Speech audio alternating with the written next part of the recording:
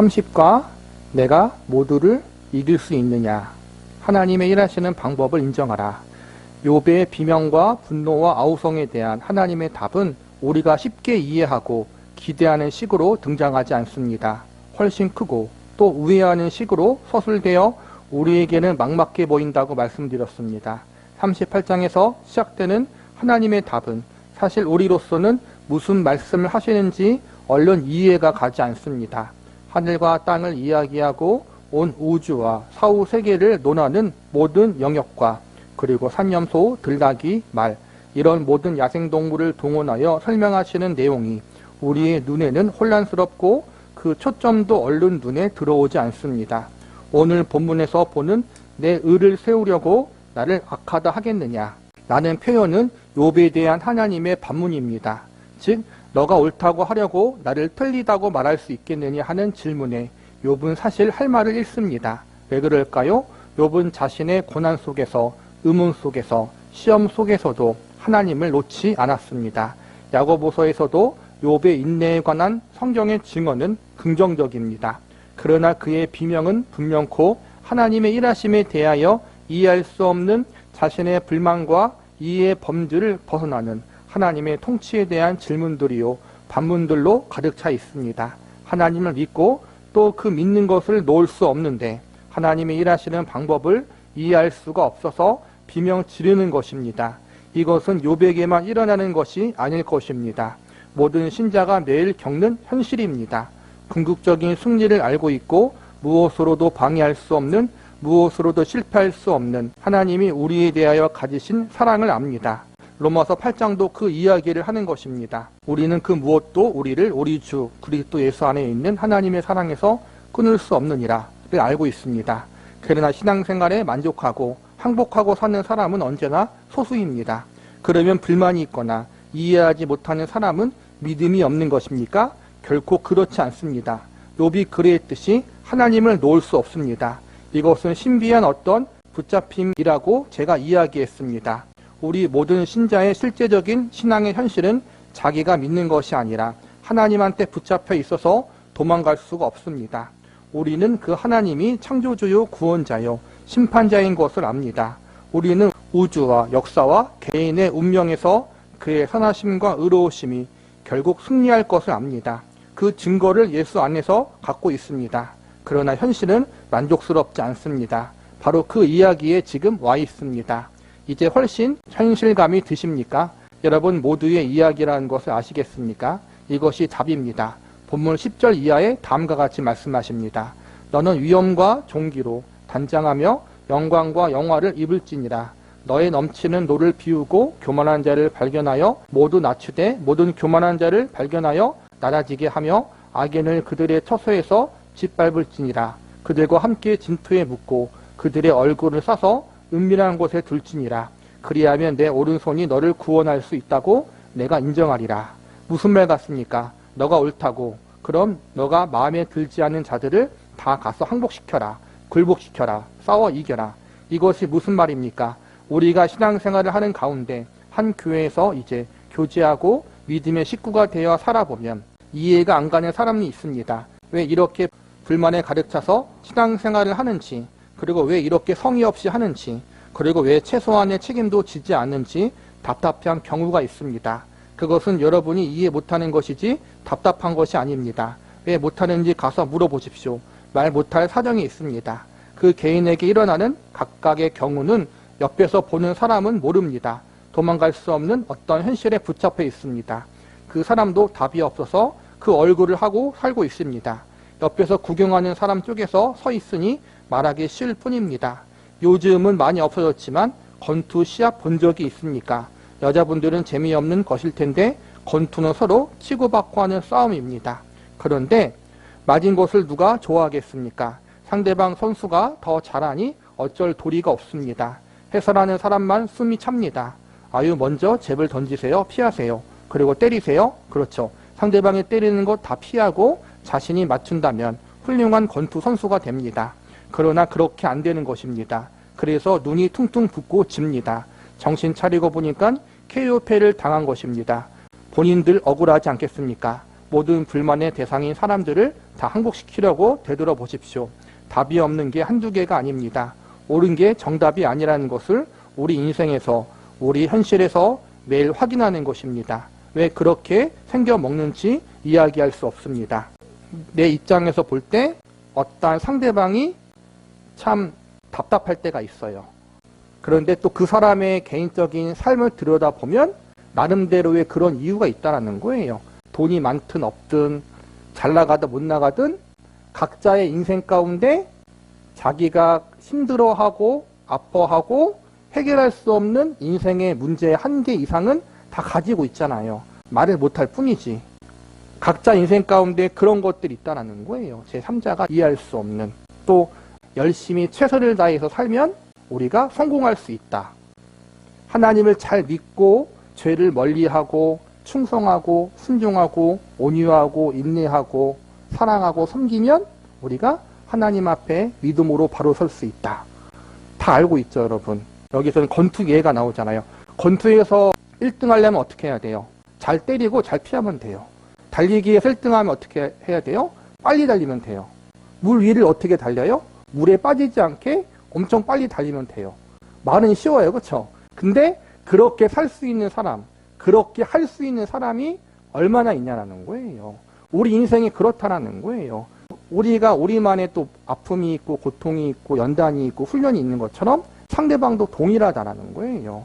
하나님이 그렇게 우리 인생을 부르셨다라는 거예요. 그래서 쉽게 누군가를 판단하고 정죄할 수 없고 내 인생도 마찬가지로 쉽게 판단하고 누군가가 정죄할 수 있는 인생은 아니라는 거예요. 각자 하나님 앞에 받은 믿음의 분량과 연단과 훈련이 있다.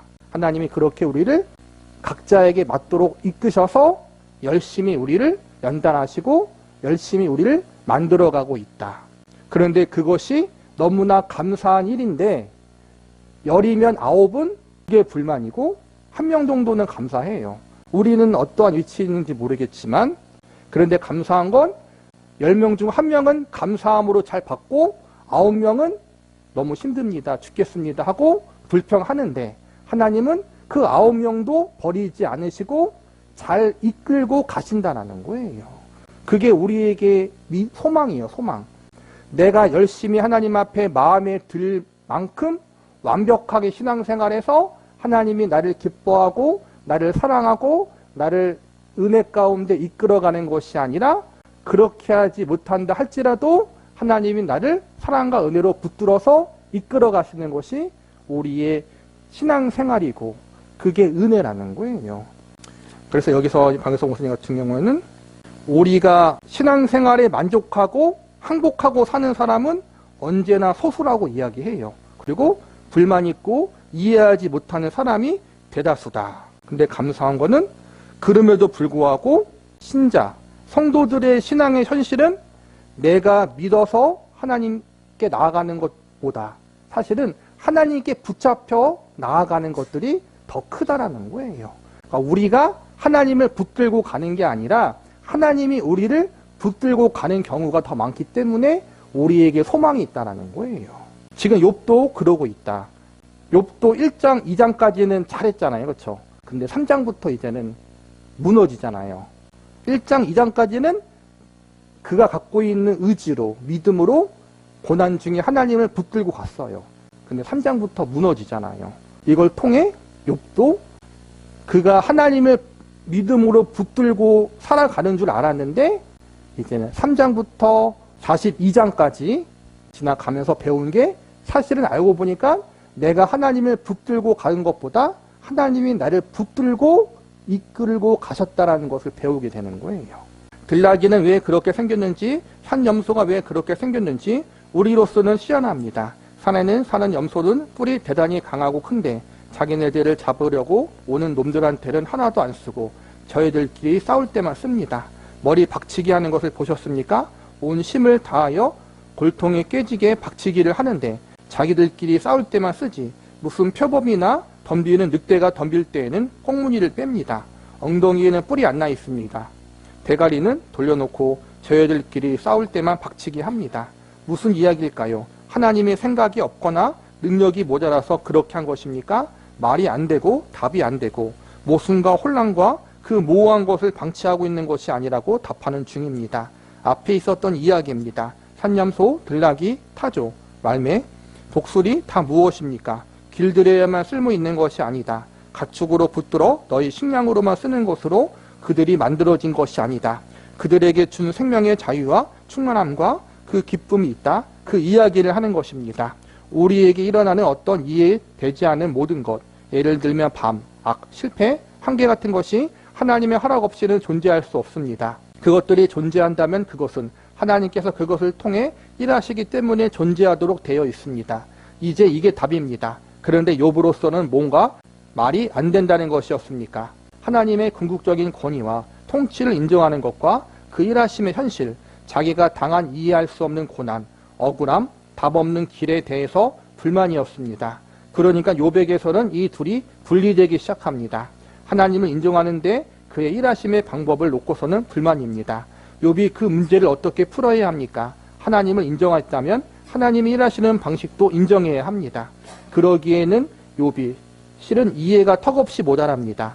욥이 이해하는 범위 내에서 하나님이 일하신다면 욥에게는 좋겠지만 하나님은 하나님이시기를 포기하셔야만 합니다. 하나님은 모든 창조물에 대해 주권자요 공의로우신 분이며 목적을 가지고 계신 분이라고 인정한다면 우리는 그를 다 이해할 수 없는 존재요 또 우리의 상상을 뛰어넘는 방법을 가지신 분으로 인정해야 합니다. 그렇지 않다면 하나님은 신이 아니실 뿐 아니라 우리 인간도 우월한 어떠한 존재로 여겨져야 할 것입니다. 그런데 하나님의 일하심을 인정하고 열어놓는 것이 여간 어려운 것이 아닙니다. 욥의 제일 불만이 자기가 이해할 수 없는 자기가 갖고 있는 믿음의 원리와 신앙의 지식을 벗어나서 하나님이 일하고 있다는 거예요. 왜 하나님이 이렇게 하시는가? 죄를 짓지 않는 나에게 이렇게 큰 극심한 고난을 주시는 게 옳은 것인가? 잘못 없는 나에게 저 친구들이 정죄하는 것이 옳은 것인가? 이게 불만이었어요. 그런데 여기서 보니까 하나님이 하시는 말이 뭐냐면 창조세계의 원리를 이야기하면서 너가 그걸 다 이해할 수 있겠느냐? 그 모든 것들을 너가 다 주관할 수 있겠느냐 하는 거예요. 초식동물들이 보면은 자기들끼리 싸울 때 엄청 잘 싸워요. 여기서는 얘가 나왔듯이 염소가 수컷이 그 뿔로 수컷끼리 싸우면은 엄청 싸워요. 막 부딪히고. 그렇게 사람이 부딪히면 사람이 죽어요. 그런데 막상 맹수가 나타나면 그 뿔을 가지고 싸우지 못하고 도망가요. 왜 그렇게 해놨는가? 우리는 모르죠. 그렇죠? 우리가 이해할 수 없지만 하나님이 아시는 방법으로 이 자연세계와 우주 만물을 운행하고 계시는데 내가 이해하지 못한다고 해서 그게 잘못된 것입니다라고 말할 수 없다라는 거예요. 우리 인생도 마찬가지로 인생 가운데 여러 가지 하나님이 간섭하심으로 연단도 있고 훈련도 있고 고난도 있고 성공도 있고 승리도 있고 실패도 있는데 그게 우리한테 이해가 되는 것도 있지만 대부분 이해가 안 되는 것들이 많은데 하나님이 그렇게 하셨다고 해서 우리가 하나님 이건 잘못된 것입니다라고 말할 수 없다라는 거예요. 창조주 하나님, 전지전능한 하나님이 그분이 아시는 어떤 이유로 말미암아 섭리로 말미암아 이렇게 하신 거란 말이에요. 그렇게 하신 것인데 무지한 우리는 그게 싫다라는 거예요. 하나님을 믿고 하나님을 신뢰하고 하나님을 인정한다고 말하지만 정작 내 생각과 하나님이 다르게 일하시면 불만이 나는 거예요. 그게 인간이다. 욥도 그랬고 우리도 그렇다라는 거예요. 그런데 하나님이 우리가 인간이 생각하는 그 범위 내에서 일하신다면 하나님이 아니라는 거예요. 피조물인 인간이 납득할 정도로 이해할 수 있는 방법으로만 일하신다면 그건 창조주가 아니라는 거예요. 이해할 수 없도록 일하시는 하나님. 그러나 그 모든 것들이 결국엔 합력해서 선이 되도록 일하시는 하나님. 그 하나님이 우리 이해를 넘어서기 때문에 그분이 하나님의 하나님 되신다는 것.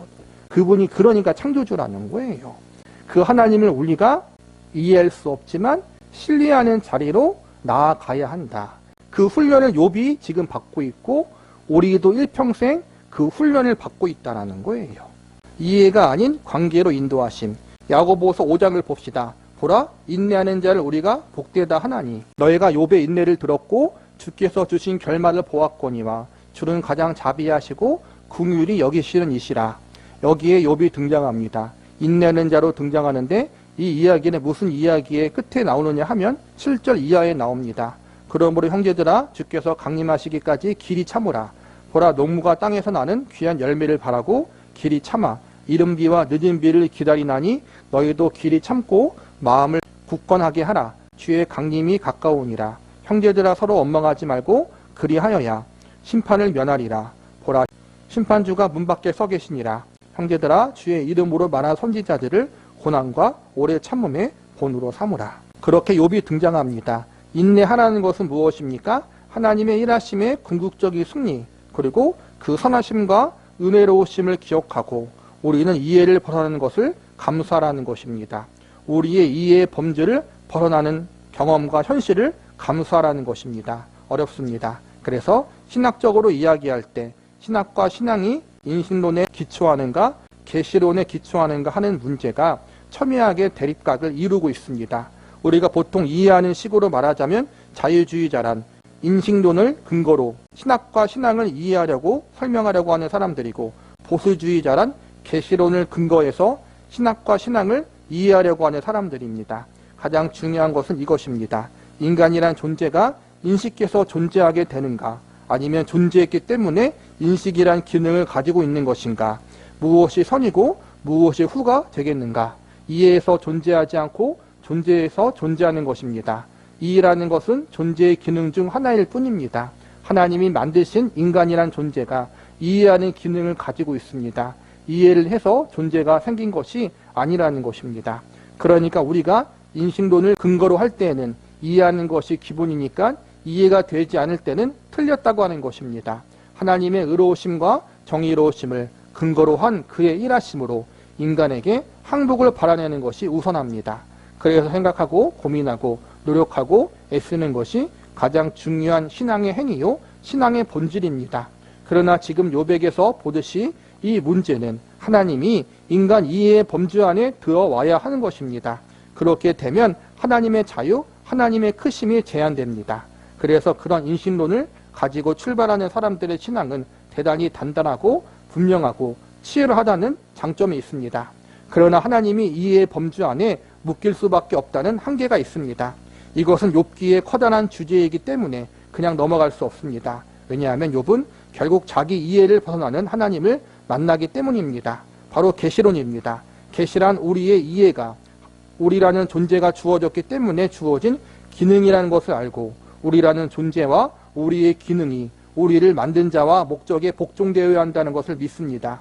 그래서 우리는 모르고 믿는 것이 많습니다. 모르고 그냥 믿는 것이기 때문에 맹신의 위험이 물론 당연히 있습니다.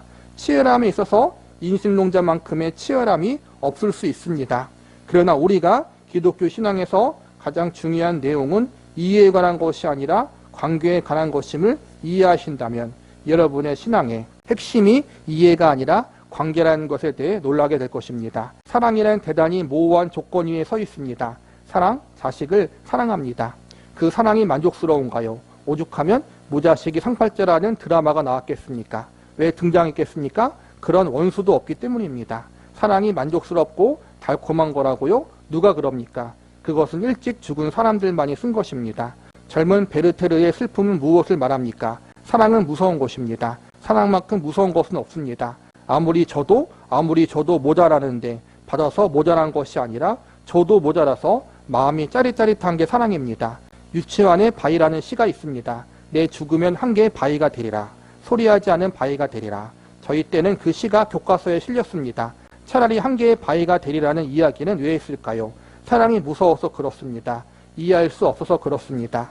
기독교 신앙을 대표하는 두 단어를 말하라고 하면 무엇이겠습니까? 믿음과 사랑입니다. 둘 다 관계성에 관한 것인데 믿는다는 것만큼 우리를 속이는 것이 어디 있습니까? 그것은 기대요, 그것은 책임입니다. 그것은 운명이지 않습니까? 누구를 믿는다는 것은 그렇지 않습니까? 속은 것이면 할 수 없는 것입니다. 할 수 없는 것이죠. 그러나 사랑하면 믿습니다. 속는 것이라도 좋지요. 차라리 속아주지 너 가짜다라고 밝힐 수 없는 것이 사랑이 아니던가요? 그게 믿음이 아니던가요? 그렇게 지금 하나님은 답을 펼쳐 보이고 있습니다. 여러분은 어떻습니까? 하나님이 여러분의 모든 이해와 만족의 최고의 권위자라는 것을 인정하십니까? 이것은 이해의 문제가 아닙니다. 늘 이야기하듯 기독교 신앙은 우리의 결심과 이해 위에 서 있지 않습니다.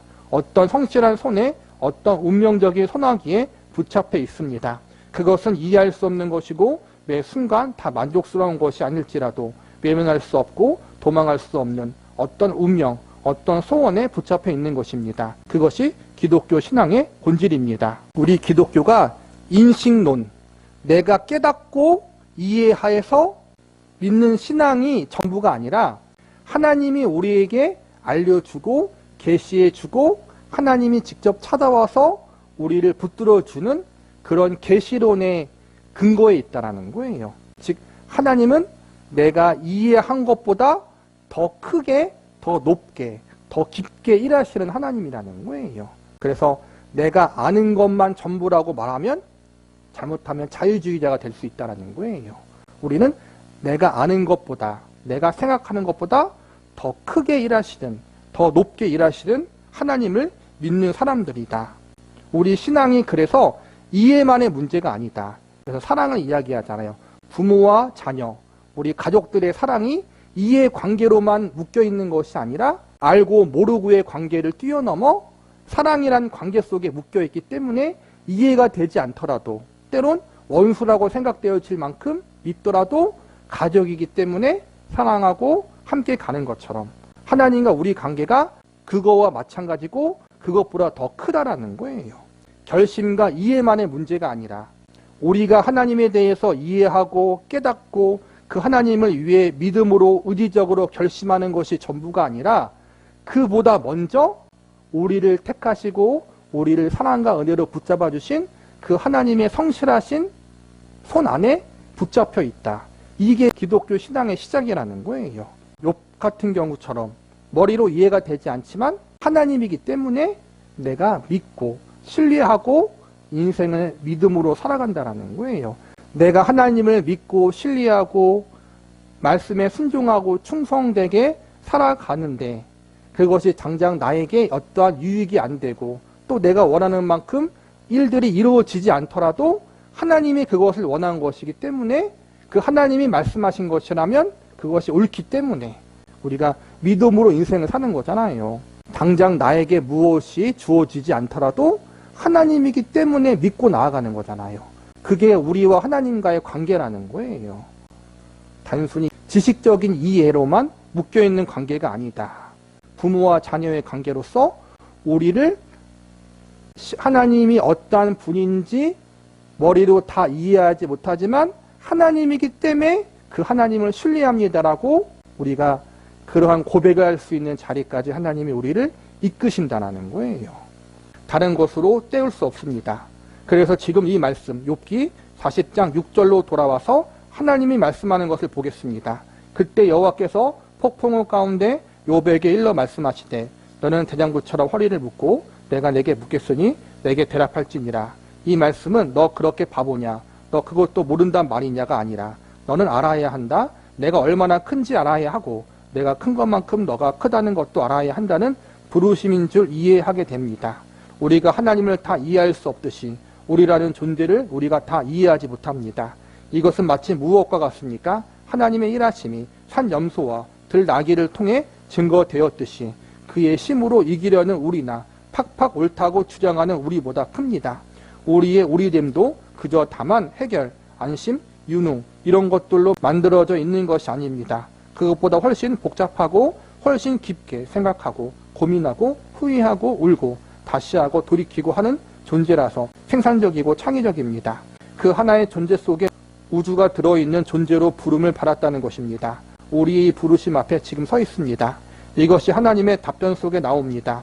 우리가 읽었던 본문 40장 10절에서 14절 말씀에 나타난 대로 너가 모두를 이길 수 있느냐라는 말 속에는 너는 내 존재와 하나님의 자녀됨과 하나님의 통치 아래에 있는 것이 무엇인 줄 알겠느냐. 그것은 다만 대적을 물리치고 본인이 싫어하는 것을 다 파묻어 버리는 것으로 가지는 왕권이 아니다. 창조와 역사 속에서 보이는 것 같이 그리고 욥 너가 경험한 것 같이 알 수 없고 깊고 오묘한 현실의 경험에서 보였듯이 더 깊고 더 놀라운 자리로 이끄는 하나님의 인도하심이 다 들어있습니다. 공부는 지식을 쌓는 것이 아닙니다. 공부란 사람에게 필요한 것을 만들어내는 훈련의 왕도가 없다는 것을 배우는 것입니다. 다만 하나의 지식을 배우는 과정에도 반복과 노력과 훈련과 끊임없는 인내가 필요하다는 것을 배우게 됩니다. 이것이 공부입니다. 공부하며 훌륭해지는 것이 성적이 오르거나 시험을 잘 보는 것에 있지 않고 가만히 앉아서는 결코 만들어낼 수 없는 인간에게 가장 고급한 가치를 배운다는 것입니다. 그렇지 않습니까? 고통 하나밖에는 기준이 없다는 가장 가난한 수준에서 훈련을 받습니다. 예전에 많이 인용했던 대목이었는데 톰 소여가 제일 부러워했던 친구는 허클베리 핀입니다. 그 이유가 무엇입니까? 학교에 안 가기 때문입니다. 그것이 얼마나 엄청난 어리석음인지 아시죠? 공부를 잘해야 하고 수학을 잘해야 하고 영어를 잘해야 하는 문제가 아닙니다. 그것은 매우 깊은 하루에 할 수 없는 전 인생에 걸쳐 배워야 하는 진리를 깨우치는 길이기 때문입니다. 공짜가 없다는 것을 배웁니다. 돈으로 살 수 없다는 것을 배웁니다. 훌륭한 모든 덕목이 그렇습니다. 그것은 창고에 모아둘 수 없고 은행에 맡길 수 없는 내가 그렇게 되어야 하는 것입니다. 내 속에 저장하거나 가슴에 품는 꿈이 아니라 자신에게 2차적 본능이 되어야 하는 것입니다. 타고난 본능이 아니라 훈련하여 만든 본능이어야 합니다. 하나님이 욥에게 그것을 가르치는 것입니다. 시편 105편에 가시면 많이 인용했던 요셉의 고난이 나옵니다. 그가 한 사람을 앞에 보내셨으며 요셉이 종으로 팔렸도다. 그의 발은 차고를 차고 그의 몸은 쇠사슬에 매였으니 곧 하나님의 말씀이 응할 때까지라. 그의 말씀이 그를 단련하였도다. 하나님께서 단련시킵니다. 감옥에서도 필요한 것은 성실함입니다. 형통할 때 조심해야 할 것은 돈으로 시간을 때우지 않아야 하는 것입니다. 그래서 어떻게 됩니까? 왕이 사람을 보내어 그를 석방하며 뭇 백성의 통치자가 그를 자유롭게 하였도다. 그를 그의 집 주관자로 삼아 그의 모든 소유를 관리하게 하고 그의 뜻대로 모든 신하를 다스리며 그의 지혜로 장로들을 교훈하게 하였도다. 그가 이 실력을 갖추게 됩니다. 요셉이 괜히 붙잡혔다가 기적으로 풀려났다거나 하는 문제가 아니라 이 실력을 갖추게 하시는 동안 그는 하나님의 손에서 도망갈 수가 없었습니다. 누가 붙들고 있습니까? 족쇄가 그를 붙잡고 있었던 것이 아닙니다. 여호와의 말씀이 응할 때까지라. 그의 말씀이 그를 단련하였도다. 그러니 징징거리지 마십시오. 이것이 다 되기까지는 다른 것으로는 때울 방법이 없습니다. 하나님이 하시는 일에 정의로움과 성실하심, 은혜로우심과 선하심을 기억하고 여러분이 처한 현실, 하나님이 인도하시는 여러분의 길을 걸으십시오. 믿음을 갖고서 걸어 여러분의 훌륭함과 믿음이 가장 막막할 때 빛을 발하게 하십시오. 톰 소여의 모험 예시를 많이 들었잖아요. 톰 소여의 모험이란 책에 보면 그의 친구 허클베리 핀이 나오는데 허클베리 핀은 고아예요. 엄마 아빠가 없어요. 그러니까 학교도 안 가고 매일 노는 거예요. 대신 톰 소여는 엄마 아빠가 있으니까 매일 학교를 가야 되고 부모님께 잔소리를 들어야 해요. 하나님이 우리한테 이렇다는 거예요. 우리는 놀고 싶고 형통하고 싶고 내가 하고 싶은 거 해야 되지만 톰 소여처럼 부모님이 있기 때문에 하나님이 있기 때문에 하나님의 간섭을 받아야 돼요. 그래서 학교도 가야 되고 공부도 해야 되고 숙제도 해야 되고 시험도 쳐야 되고 괴로워요. 그런데 그게 우리에게 유익이라는 거예요. 그래서 우리 인생 가운데 하나님이 인생이란 학교에서 우리를 열심히 훈련시키시고 시험도 치게 하시고 때로는 그래서 실패도 맛보게 하심을 통해서 우리를 교육해서 만드신다. 이건 저절로 되는 게 아니에요.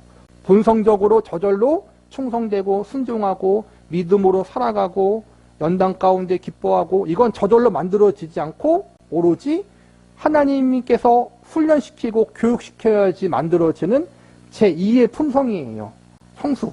성숙의 문제. 하나님이 우리를 그렇게 제2의 성품을 주기 위해 성숙함을 주기 위해서 우리 인생 가운데 우리가 이해할 수 없는 납득할 수 없는 방법으로 열심히 우리를 연단하시고 훈련하고 계신다. 창조주가 되신 하나님이 우리를 그렇게 지금 대해주고 계시다. 욥이 지금 그 자리에 있고 우리도 그 자리에 있다. 욥은 사실상 우리가 보기에는 완벽한 사람이에요. 하나님도 사탄에게 자랑할 정도로 그는 의로운 사람이다. 악에서 떠난 자다. 라고 했는데 그 욥도 하나님의 시험을 받고 하나님의 훈련을 받아요. 우리가 볼 때 완벽해 보이는 그도 그렇게 연단받고 훈련받아서 더 깊은 하나님을 알아가는 자리로 하나님이 인도하셨듯이 우리도 예외가 없이 그 자리로 가야 한다는 거예요. 그래서 우리의 인생이 쉽지 않은 것이다. 인생에 정말 모든 여러 가지 많은 일들을 겪었다면 이제는 좀 인생 편하게 살고 싶은데 하나님이 그렇게 우리를 놔두지 않으신다라는 거예요. 그게 하나님의 사랑이라는 거예요. 왜냐하면 예수님의 생명을 주고 샀기 때문에 그만큼의 존재로 우리를 만들어 가시는 일을 하나님이 쉬지 않으신다. 사실은 하나님 편에서 이게 번거로운 일이에요.